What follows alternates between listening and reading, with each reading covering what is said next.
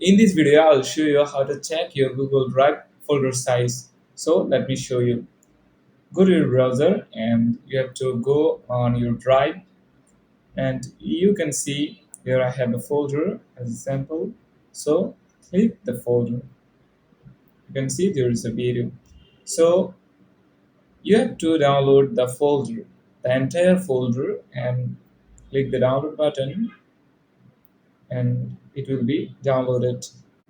So when it's downloaded, you can open the file. So, but you can't see the actual size because it's not compressed. So you have to extract all the files. And if you extract all the file, you'll see something like this. And here if you click the properties, you'll see the exact size of that folder. So it's quite easy. Thanks for watching the video.